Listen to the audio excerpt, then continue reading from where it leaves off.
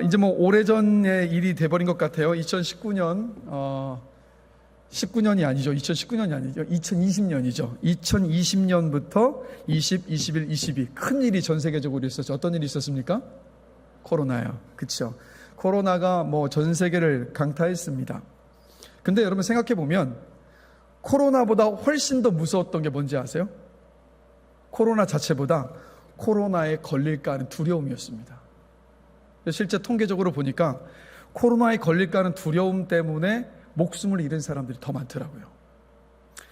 그래서 성경에 보면 두려워하지 말라가 몇 번 나오는지 아세요? 366번 나옵니다. 자, 이런 의미가 되겠죠? 그러니까 매일 두려워하지 말라는 말씀을 듣는 셈과도 같아요. 자, 그럼 이게 무슨 뜻이냐면 두려움에서 자유할 사람이 없다는 뜻이기도 하고, 그리고 또 하나는 뭐냐면 두려움을 어떻게 이기느냐가 신앙의 과제라는 의미이기도 합니다. 자, 이번 한 주를 살아오시면서 어떠셨습니까? 한 번도 두려워하지 않으신 분 계십니까? 그러면 거짓말이죠. 뭐 수차례가 될 수 있을 것이고 수십 번이 될 수도 있었을 것이고 뭐 많다면 수백 번이라도 우리는 모두 이번 한 주를 살아오면서 두려웠던 순간들이 많았습니다. 의식하든 의식하지 못했든지 간에. 그래서 눈에 보이지 않는 두려움이라는 감옥 속에서 살아가는 우리에게 하나님은요, 오늘 본문을 보면 이렇게 말씀하세요. 하나님이 우리에게 주신 것은 두려워하는 마음이 아니다. 여러분, 두려움은 하나님께서 주신 마음이 아니에요. 만약에 하나님께서 두려움이라는 마음을 우리에게 주셨다면 우리는 어떻게 살아야 되냐면 24시간 감사하면서 두려움으로 살아야 됩니다.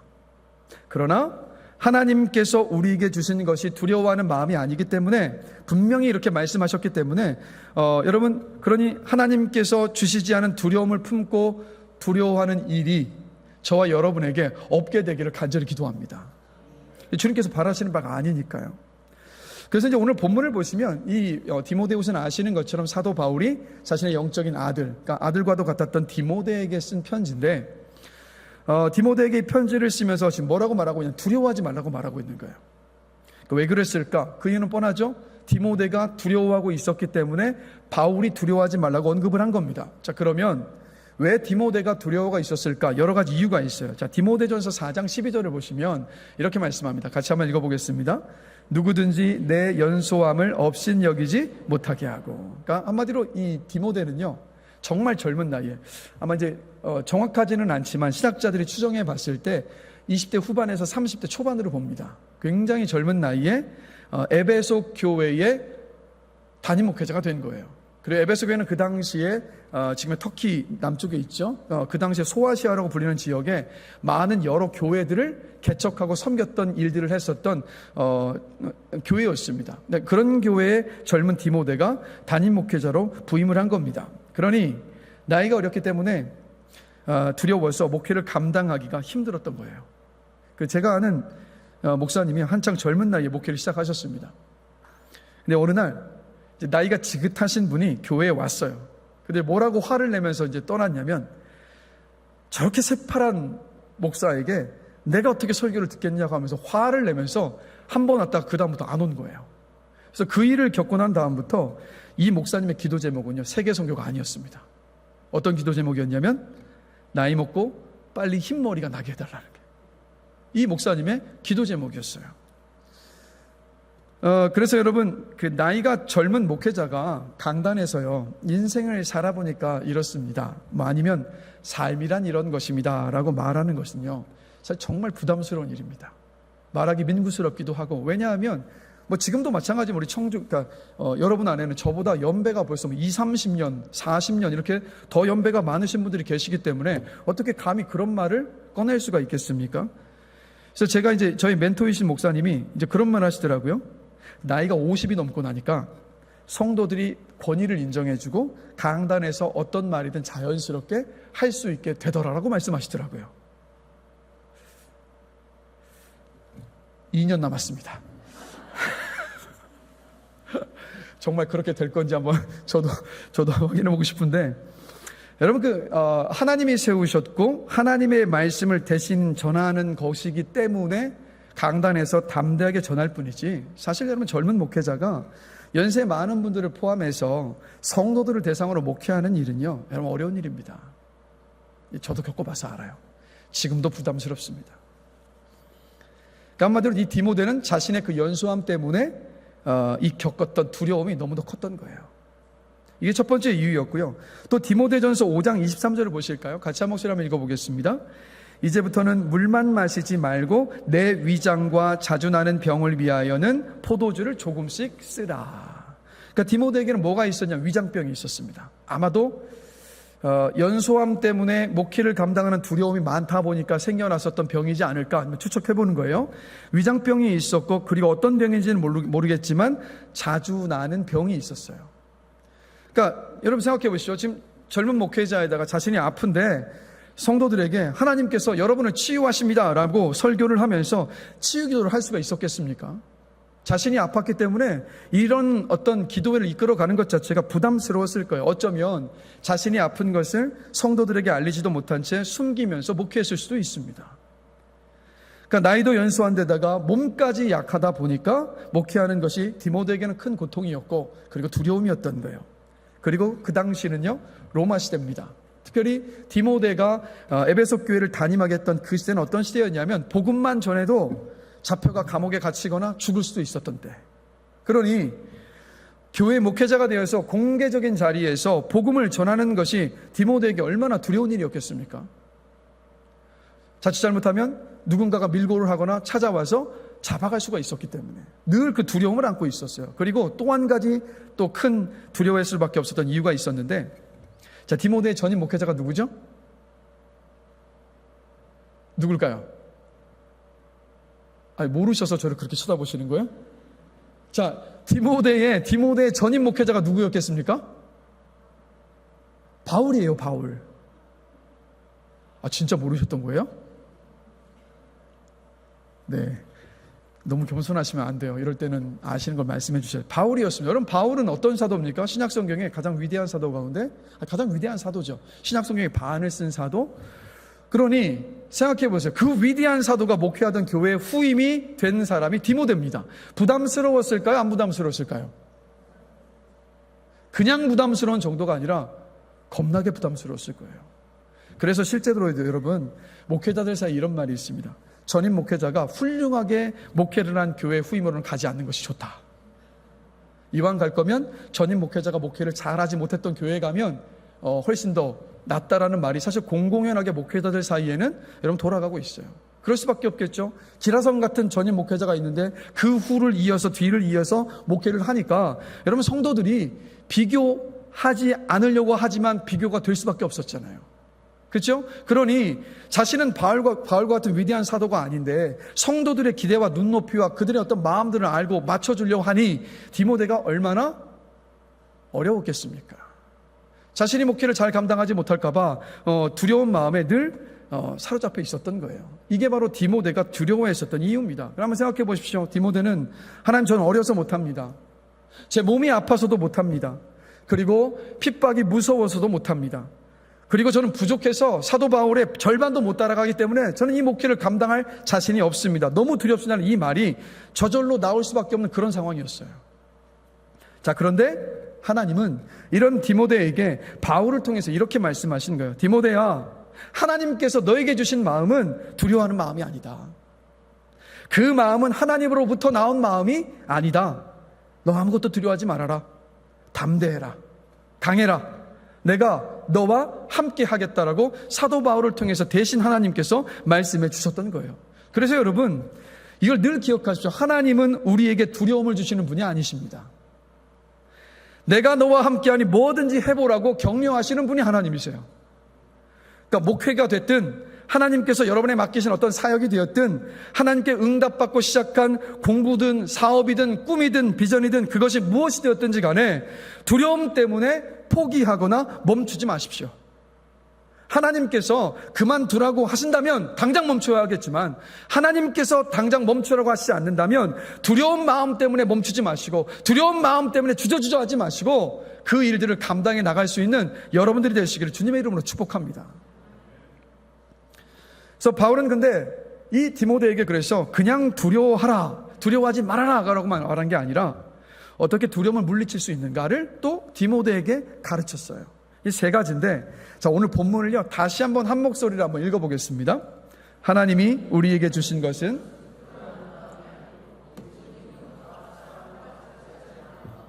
자, 두려움을 물리치는 방법은 뭐냐면 하나님께서 두려움 대신에 주신 능력과 사랑과 절제하는 마음이었습니다. 바로 이 세 가지예요. 이게 바로 두려움을 물리치는 세 가지 방법인데, 이 두려움을 물리치는 방법을 살펴보기 전에 우리가 근원적으로 한번 질문을 던져봐야 되는 게 있어요. 여러분, 그 두려움은요, 어디로부터 기원했을까요? 자, 에덴 동산에는 두려움이 있었을까요? 없었을까요? 죄 짓기 전이요. 두려움이 없었습니다. 근데 아담과 하와가 죄를 짓고 나서 나무 사이에 숨었어요. 그리고 하나님께서 동산을 항상 거니셨기 때문에 그 아담을 찾으셨습니다. 그러자 아담이 하나님께 이렇게 답해요. 내가 동산에서 하나님의 소리를 듣고 내가 벗었으므로 두려워하여 숨었나이다. 그러니까 두려움은 언제 이 인간의 감정으로 들어왔냐면 바로 죄로 인해서 하나님과의 관계가 깨지기 시작한 그때부터 두려움이 들어온 겁니다. 그러니까 두려움은 하나님과의 관계가 깨진 자리에 생겨나요. 한번 잘 돌아보십시오. 여러분들 언제 가장 두려우셨는지. 하나님과의 관계가 깨져 있고 하나님과의 관계가 멀어진 그 자리에 바로 두려움이 생깁니다. 그래서 오늘 본문에서 바울이 말하고 있는 능력과 사랑과 절제하는 마음은 모두가 다 하나님과의 관계에 대한 말씀이에요. 자, 하나씩 한번 살펴보겠습니다. 자, 우리가 어떻게 두려움을 물리칠 수 있는가? 첫 번째입니다. 같이 한 목소리로 읽습니다. 능력이 두려움을 이깁니다. 역시 사람은 능력이 있어야 두려움을 이길 수 있구나, 혹시 이렇게 생각하실 수도 있어요.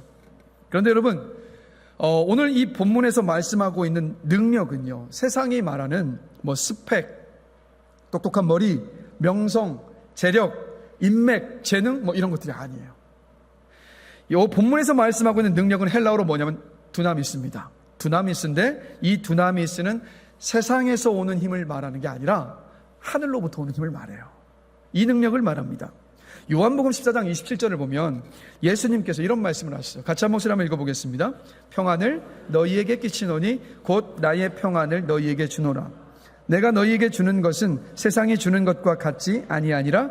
너희는 마음에 근심하지도 말고 두려워하지도 말라. 자, 주님은 분명히 평안을 약속하셨습니다. 그렇죠? 자, 그런데 이 평안을 약속을 하시면서 하셨던 말씀이 근심하지도 말아라, 두려워하지도 말아라고 하신 거예요. 자, 근데 뭐냐면 이 말씀을 하시기 바로 전에 예수님이 이런 말씀하셨어요. 26절인데요. 같이 한 목소리 한번 읽어보겠습니다. 보혜사 곧 아버지께서 내 이름으로 보내실 성령 너희에게 모든 것을 가르치고 내가 너희에게 말한 모든 것을 생각나게 하리라. 이걸 먼저 말씀하셨어요. 그리고 난 다음에 내가 평안을 주겠다라고 말씀하셨습니다. 그렇다면 주님이 약속하신 평안은 누구로 말미암는 평안이겠어요? 바로 성령을 통한 평안이에요. 그러면 성령은 어떤 분이시냐면, 자, 예수님을 내 인생의 구주로 믿으십니까? 예수님께서 여러분의 인생의 주인이십니까? 그 주님께서 이 땅에 다시 오실 것을 믿으십니까? 자, 그 믿음의 고백 안에서 우리 안에 누가 계심을 알 수 있어요? 성령이 계십니다. 그래서 성령의 또 다른 이름이 보혜사, 우리를 돕는 분이시고, 또 다른 별명이 있습니다. 진리의 영이에요.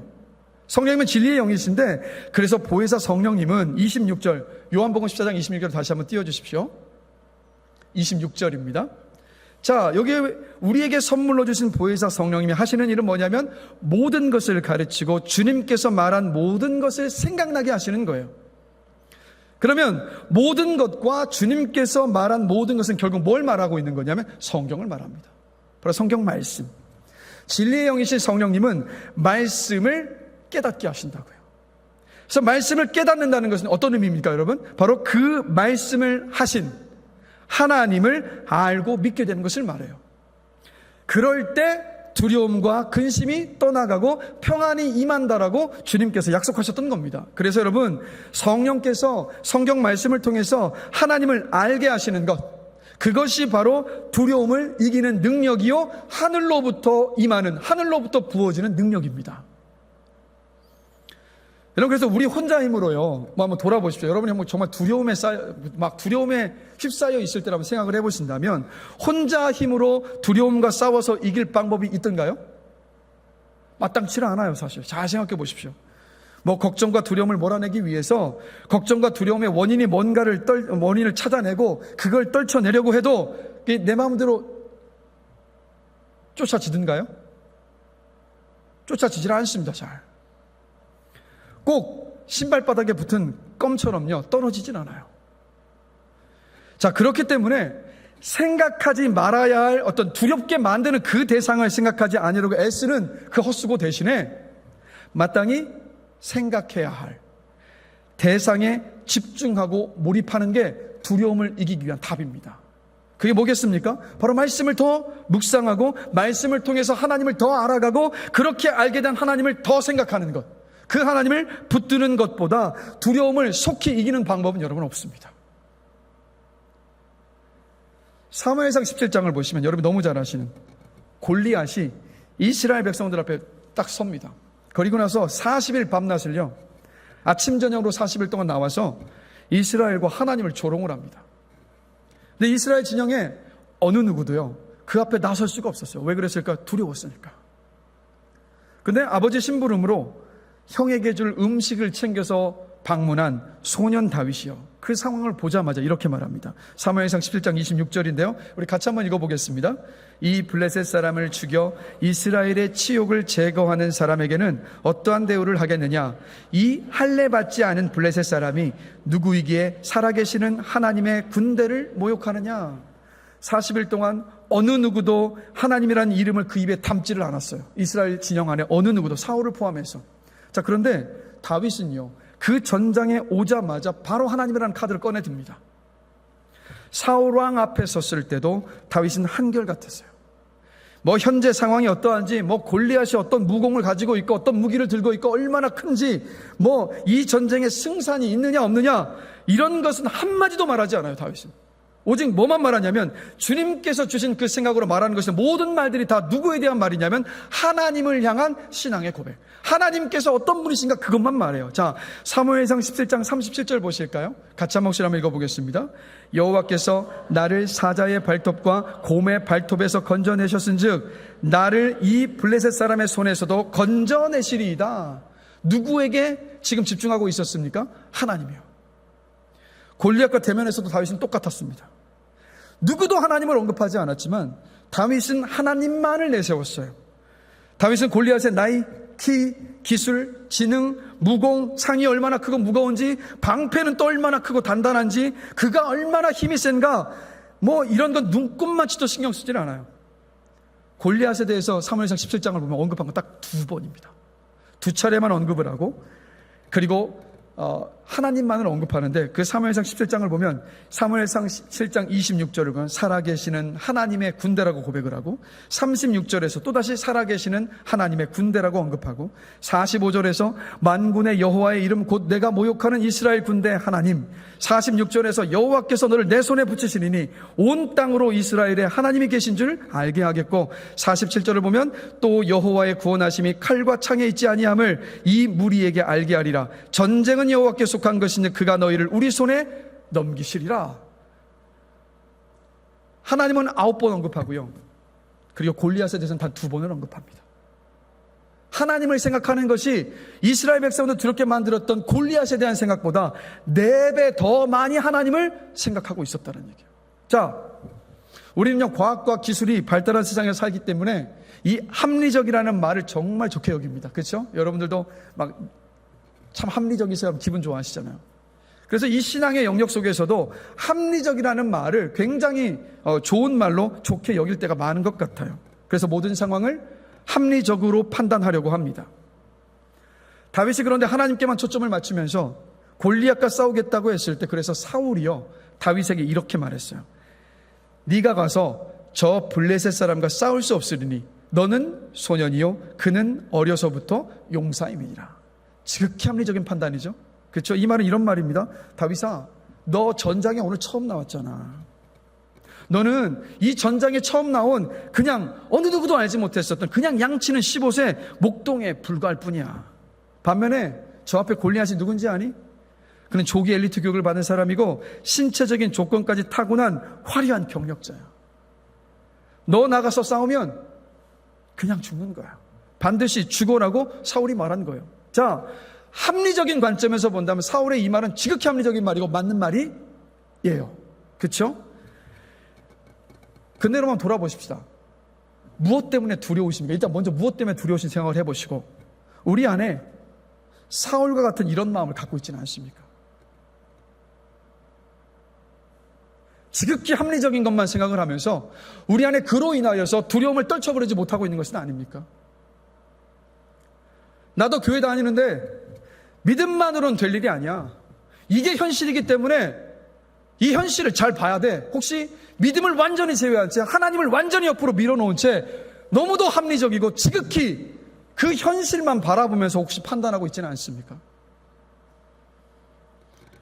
근데 이 사무엘상 17장을 보면 현실만을 바라봤고 합리적으로만 생각했었던 사울과 이스라엘은 모두가 다 벌벌 떨며 두려워했습니다.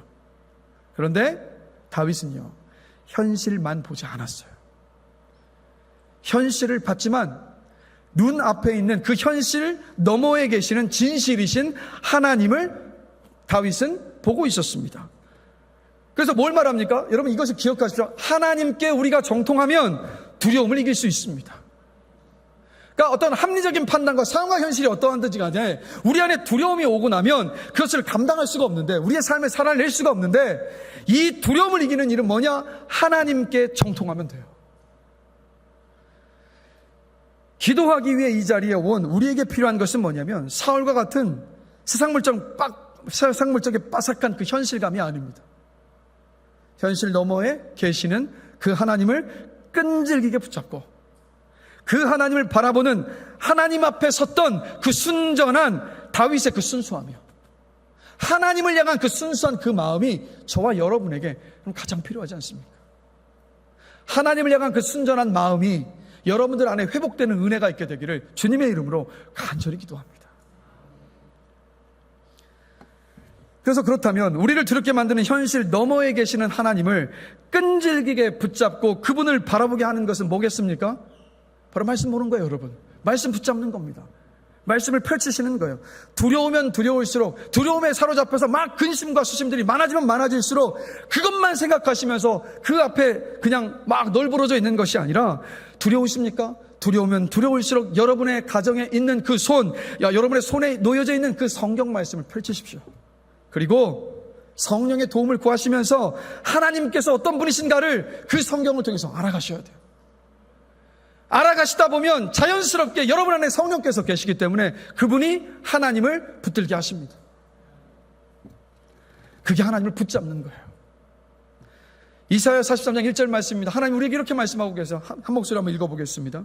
야곱아, 여호와께서 지금 말씀하시느니라. 이스라엘아, 너를 지으신 이가 말씀하시느니라.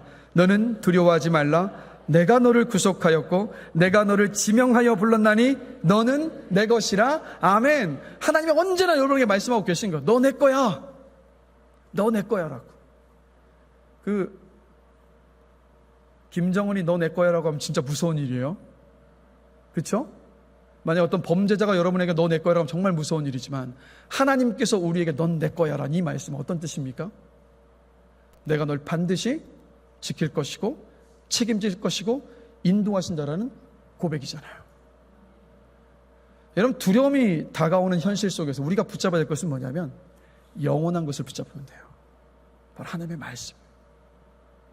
자, 그리고 요한복음 10장 28절 29절도 한 목소리 한번 읽어보겠습니다.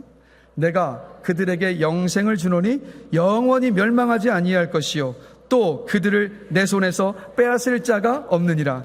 그들을 주신 내 아버지는 만물보다 크심에 아무도 아버지 손에서 빼앗을 수 없느니라. 아멘. 그냥 여러분 이 말씀만 읽어도 마음 안에 소망과 평안함이 생겨나지 않습니까? 이거예요, 여러분. 하나님께 정통하면 돼요. 말씀을 펼치시고 말씀을 붙드시면 됩니다. 지금 여러분이 어떤 일을 맡게 돼서 이것을 내가 해낼 수 있을지, 아니면 기도하고 시작한 사업이나 준비하는 일이 정말 가능할 것인지, 아니면 자녀들의 앞날과 또 여러 가지 다양한 이유 속에서 여러분의 두려움을 만들게 하는 것들이 있다면 이것을 기억하셔야 됩니다. 3가지예요. 내가 누구의 것인지, 내가 누구의 손 안에 있는지, 그리고 누가 나를 붙잡고 있는지, 이 3가지를 기억하시면 돼요. 내가 누구의 것인지, 내가 누구의 손 안에 있는지, 그리고 누가 나를 붙잡고 있는가, 이 3가지를 기억하십시오. 여러분이 하나님의 손 안에 있다는 것을 절대로 잊어서는 안 됩니다. 하나님이 우리의 보호자가 되신다는 사실을 절대로 잊지 마십시오. 우리가 여러분 두려워해야 할 대상은요, 하나님 한 분밖에 계시지 않습니다. 근데 사실요, 우리가 우리 앞에 놓여진 현실을 두려워하는 것보다, 그 문제와 상황보다 더 두려워야 되는 것은 뭐냐면 이거예요. 하나님을 섬기지 못하는 것, 하나님과 멀어지는 것, 하나님의 일을 게을리하는 것, 하나님의 능력을 의심하는 일이요. 사실 우리는 이 일들, 즉 하나님과의 관계에 문제가 생기는 이 일들을 우리는 더 두려워해야 합니다. 왜 그래요? 하나님과의 거리가 멀어지면 멀어질수록, 하나님과의 관계가 깨지면 깨질수록 우리 앞에 놓여져 있는 모든 것들이 우리를 집어삼키는, 두려움을 만들게 만드는, 두려움을 주는 것들이 될 수 있기 때문입니다. 그래서 이건 제가 자주 질문을 드렸는데, 하나님과의 관계는 평안하십니까? 평안하세요? 그러니까 이게 뒤집어서 생각을 해본다면, 막 하루하루를 살아감에 있어서 아주 작은 일들 앞에서 막 두려움이 생긴다. 이건 어떤 뜻이냐면, 무슨 말입니까? 지금 하나님과의 관계에 문제가 있다는 말이에요. 혹시 하나님과의 거리가 멀어져서 어떤 일을 하든 마음속에 두려운 마음이 덜컥덜컥 찾아온다면, 오늘 밤 기도하시면서 하나님과 멀어진 그 거리에 대하여서 회개하시고 하나님과의 그 관계를 회복하는 밤이 되시기를 주님의 이름으로 축원합니다. 여러분, 두려우십니까?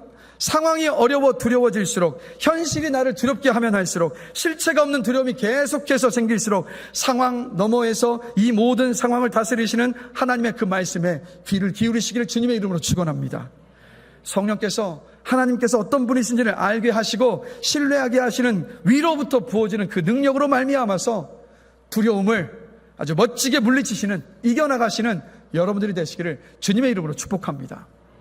자, 옆 사람 보시면서 한번 이제 고면합시다. 말씀 펼칩시다. 하나님을 아는 것이 능력입니다. 알겠지, 수라야? 자, 이제 2번째, 두려움을 이기는 2번째입니다. 같이 한 목소리 한번 읽어보겠습니다. 사랑이 두려움을 이깁니다. 여러분, 사랑하는 사람은 무서운 게 없습니다. 소심하던 남자가 연애를 시작하고 연인을 사랑하면요, 깡패들에게 둘러싸여 있을 때 질 것을 뻔히 알지만 멱살부터 잡는 용기가 나옵니다. 왜냐하면 사랑하면 눈에 뵈는 것이 없어지기 때문에. 그리고 이 세상의 수많은 사랑 가운데에서 가장 위대한 사랑은 어머니의 사랑이라고 이야기를 하죠. 그래서 보시면 이런 말이 있잖아요. 여자는 약해도 엄마는 강하다. 동의하십니까? 이 자리에 계신 모든 어머님들 보시면 정말 특별히 남편을 위해서는 아닌 것 같은데, 자식을 위한 일이라면 이 땅의 모든 어머니들은 체면도 없고요, 두려움도 없이 세상에서 가장 용감한 사람이 돼요. 그렇죠? 남편들이 잘해야 될 것 같아요. 자, 이게 뭐냐면 바로 사랑의 힘입니다. 이게 사랑의 힘이에요. 근데 여러분, 이 사랑의 힘은요, 2가지 방식으로, 가만히 생각해 2가지 방식으로 나타납니다. 누군가를 뜨겁게 사랑할 때 그 사람을 위해서 없던 힘이 생겨납니다. 또 하나는 뭐냐면, 누군가로부터 뜨거운 사랑을 받을 때 자신감과 힘이 생겨납니다. 그렇기 때문에 세상에서 가장 담대한 사람은 누구냐면, 누군가를 미치도록 사랑하는 사람, 아니면 누군가로부터 미치도록 사랑을 받는 사람이 이 세상에서 가장 용감합니다. 여러분 어떠세요? 여러분, 독수리로 태어난 아이도요, 야단만 맞고 주눅이 들면 닭이 되지만, 부모의 깊은 사랑을 받고 자란 아이는요, 병아리로 태어나도 독수리가 되어서 하늘을 날 수 있습니다. 우리 부모님들, 자녀들을 칭찬해주고 격려해주고 인정해주고 사랑할 수 있게 되기를 주님의 이름으로 간절히 기도합니다. 하나님은 독수리로 태어나게 하셨는데 우리 부모 때문에 닭이 돼서 땅만 보면서 막 살아가면 안 되지 않습니까? 부모님들 오늘 밤에, 우리 모든 부모님이 이 시간 오늘 밤에 기도하시면서 결단하셔야 돼요. 하나님, 내 자식 하나님께 맡기오니 저는 그저 우리 자녀들을 격려하고 칭찬하기를 원합니다. 사랑하기를 원합니다. 우리 결단하는 밤이 되기를 간절히 축원합니다. 다 아멘 하셨습니다. 그래서 보면 여러분, 사랑받고 있다는 마음이, 돌아보세요, 얼마나 마음을 담대하게 하는지 모릅니다. 그렇죠? 자, 그런데 나를 미치도록 사랑해주는 분이 전능하신 하나님이시라면 우리가 두려워할 일이 뭐가 있겠습니까? 하나님께서 사랑하시는 사람은 하나님께서 지키시고 책임지십니다. 그래서 두려워 막 떨릴 때는요, 지금 누가 나와 함께하고 계시는가, 그걸 한번 떠올려 보십시오. 누가 함께하고 계실까요? 하나님이요. 우리 주님의 이름이 뭐예요? 임마누엘입니다. 너희와 항상 함께 하시는 하나님이라는 뜻을 갖고 있는 그 이름으로 이 땅에 오셨잖아요. 뭘 말씀하시는 겁니까? 하도 우리가 믿지를 않으니까 하나님께서 우리 육신의 옷을 입고 이 땅에 오시고 나한테 말씀하시는 거예요. 내가 가고 나면 성령을 통해서 너희와 항상 함께 있을 것이라고 몸소 주님께서 보여주신 겁니다.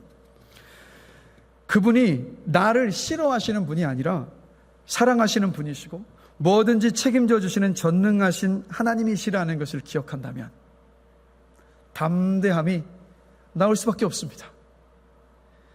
하나님의 사랑을 느끼지 못할 때는 뭘 해도 두렵습니다. 그러나 하나님의 사랑을 기억하고 하나님께서 날 사랑하셔서 독생자까지 주셨고 반드시 좋은 것으로 주시는 분이셔 라고 생각한다면 두렵다가도 그 사랑 안에서 안전해지고 담대해질 것을 저는 믿습니다. 저도 경험하는 바고 이 자리에 한 번 이상은 경험하셨을 거 아니에요. 자, 로마서 8장 38절 39절 한 번씩 한번 힘차게 한번 읽어보겠습니다. 내가 확신하노니 사랑이나 생명이나 천사들이나 권세자들이나 현재 일이나 장래 일이나 능력이나 높음이나 깊음이나 다른 어떤 피조물이라도 우리를 우리 주 그리스도 예수 안에 있는 하나님의 사랑에서 끊을 수 없으리라. 아멘. 이 말은 무슨 말이에요? 하나님의 사랑은 영원한다는 것, 변하지 않는다라는 것. 그러니까 우리가 착각하는 게 뭐냐면 하나님을 향한 나의 사랑이 식으니까 그것을 하나님께서 나를 사랑하시고 식었다고 착각하지만, 여러분 기억하십시오. 하나님을 향한 우리의 사랑이 식어있는 그 순간에도 우리를 향한 하나님의 사랑은요, 변함없습니다. 처음 예수 그리스도를 통해서 구원하여 주셨을 때나 지금이나 변함없이 사랑하신다고요. 그것이 하나님의 사랑이에요. 자, 그 다음에 요한 1서 4장 18절 말씀 우리 힘차게 한 목소리 한번 읽어보겠습니다. 사랑 안에 두려움이 없고 온전한 사랑이 두려움을 내쫓나니 두려움에는 형벌이 있음이라. 두려워하는 자는 사랑 안에서 온전히 이루지 못하였느니라. 하나님의 사랑을 확신하는 사람은 두려움이 설 자리가 없습니다.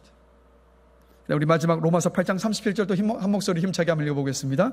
그러나 이 모든 일에 우리를 사랑하시는 이로 말미암아 우리가 넉넉히 이기느니라. 아멘.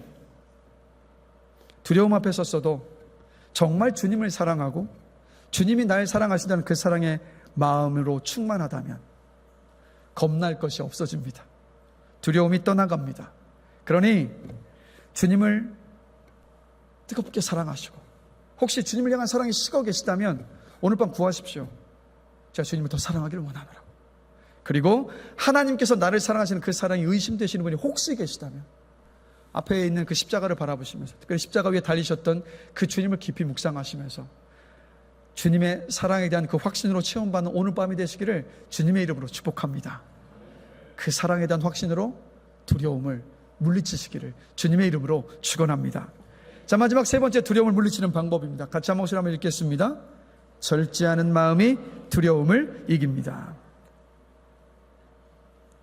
자, 우리 인생을 가만히 한번 돌아보시면 두려움은요, 자기 능력을 초월해야 될 때, 내가 할 수 없는 일을 욕심내서 할 때 찾아옵니다. 많은 사람들이요, 하나님께 묻지도 않고 자기 욕심으로 과하게 뭔가 일을 다 저질러 놓고 난 다음에 그 다음에 어떻게 하죠? 하나님께 도와달라고 해요. 그러니까 자기 능력을 다 초과해서 자기 재산을 다 털어놓고 남의 돈까지 다 끌어다 투자한 사람은 어떻게 합니까? 하나님 큰일 났습니다 이러면서 막 두려워하면서 밤에 잠도 자지 못한 채 막 괴로워하잖아요. 근데 만약에 시작하기 전에 절제하는 마음이 있었다면, 내 능력만큼만 해서 두려운 일도 없고 그럼 평안했을 거예요. 그래서 여러분 로마서 12장 3절을 보면 이런 말씀을 하고 있습니다. 같이 한 목소리 한번 읽어보겠습니다. 내게 주신 은혜로 말미암아 너희 각 사람에게 말하노니 마땅히 생각할 그 이상의 생각을 품지 말고 오직 하나님께서 각 사람에게 나누어 주신 믿음의 분량대로 지혜롭게 생각하라. 아멘. 그러니까 여러분 어떤 일을 시작을 하실 때마다 언제나 시작하기 전에 이것이 야망인지 욕망인지 그것을 먼저 생각해 보시고 감당할 수 있을 만큼만 하는 그 절제심이 저와 여러분에게 있게 되기를 간절히 축원합니다. 이걸 꼭 살펴야 돼요. 그리고 믿음의 분량을 따라서 지혜롭게 살펴보셔야 합니다. 그래야 두려움에서 자유할 수 있습니다.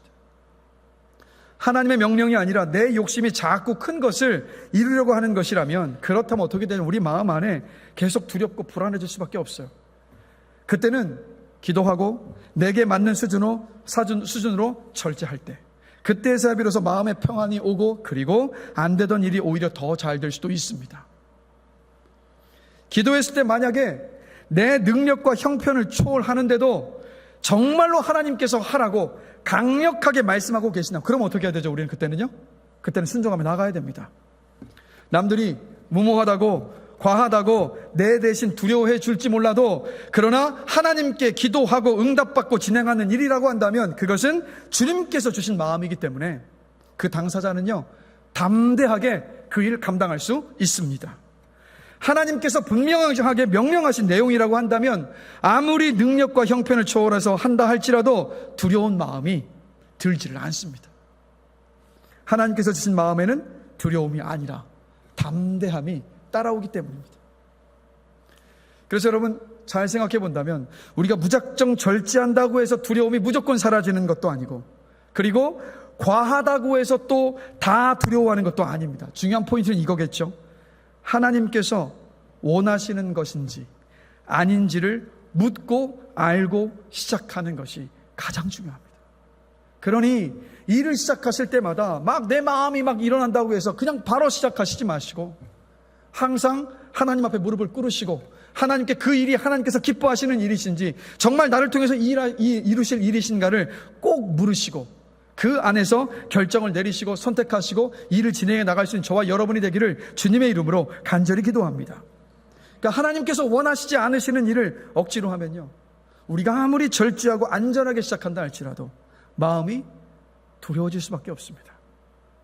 그러나 반대로 하나님의 뜻을 확신한다면, 설사 그것이 과해 보인다 할지라도 두려움이 없이 담대하게 감당할 수 있습니다. 그래서 오늘 밤 기도하시면서 나를 두렵게 만든 어떤 일과 현실들이, 상황들이 있다면, 그것이 나의 어떤 선택과 결정을 통해서 이루어진 일이라고 한다면 지금도 늦지 않았습니다. 하나님 아버지 앞에 이것이 하나님께서 기뻐하시는 일입니까? 하나님, 이것이 정말 하나님께서 원하시는 일입니까? 물으시고 성령께서 말씀을 통해서든 여러분 안에 어떤 감동을 통해서든 평안함을 통해서든 주시는 그 응답을 따라서 순종할 수 있는 밤이 되기를 주님의 이름으로 간절히 기도합니다.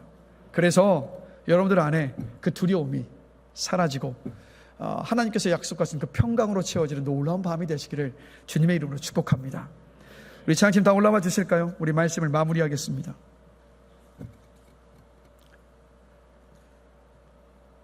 여러분, 우리 앞에서 여전히 실체 없는 두려움이요, 우리를 가로막고 한 발자국도 못 나가도록 그렇게 버티고 있습니다. 그러나 여러분 기억하십시오. 그 두려움 앞에서 물러서지 않고 우리는 앞으로 나가야 합니다. 왜냐하면 우리 하나님의 사람들이니까. 우리를 두렵게 하는 것을 가까이 가서 보면요, 종이 호랑이일 수도 있습니다. 두려움에 무릎 꿇지 마시고 큰일 났다, 큰일 났다 하지 마시고 하나님께 집중하십시다. 베드로가 주님께만 초점을 맞추었을 때 어떻게 됐습니까? 인류 최초로 파도 위를 걷는 사람이 됐어요. 그러나 거센 바람을 보는 순간에 두려움 때문에 걸었던 그 바다 위에 빠져버렸습니다. 여러분, 지붕에서 떨어지는 한 방울의 그 낙숫물이라도 계속해서 한 곳에 떨어지면요, 바위도 뚫어요. 그리고 돋보기로 태양빛을 한 점으로 모으면 종이를 태울 수 있고 불을 지필 수도 있습니다. 뭡니까? 집중의 원리. 똑같이요, 우리가 성경 말씀을 펼치고 그리고 마음을 하나님께 집중하면 두려움이 떠나갑니다. 그리고 하나님께서 나를 얼마나 사랑하고 계시는가 늘 기억하십시오. 힘들고 이제는 끝인 것 같다 두려워도 내가 여전히 누구의 손에 있는가를 여러분 기억하시고 붙잡으십시오. 하나님께서 나를 사랑하시되 끝까지 사랑하시고 하나님 손에 있는 사람을 뺏을 자가 없다라고 분명히 말씀하셨으니 하나님께서 반드시 두려움을 이겨내게 하시고 승리의 자리로 여러분들을 이끄실 것입니다. 하나님께서 사랑하시는 사람은 하나님께서 지키실 것이고 그 두려움을 반드시 물리치게 하십니다. 그리고 기도함으로 절제하시면서 마음의 평안을 얻을 일인지 능력을 받아서 담대하게 나아가야 할 것인가 분별하는 저와 여러분이 되기를 원합니다. 그래서 오늘 밤이요, 두려움을 이기는 우리 모두가 될 수 있게 되기를 간절히 축원합니다. 오늘 들었던 이 말씀 오늘 밤만 기억하지 마시고 두려움이 다가올 때마다 어떤 일들 때문에 두려움에 사로잡혀서 막 한숨이 나오고 염려가 생겨 근심이 생겨날 때마다 그때마다 이 말씀을 붙드시고 두려움을 물리치는 이 방법을 여러분의 삶에 적용하셔서 두려움을 이겨나가게 되시기를 다시 한번 주님의 이름으로 간절히 축원합니다. 우리 이 시간 들었던 말씀을 생각하시면서 또 여러분들이 지금 두렵게 만드는 일들 한번 떠올리시면서 우리 고백하며 찬양하며 나아가시겠습니다. 물 가운데 지날 때에도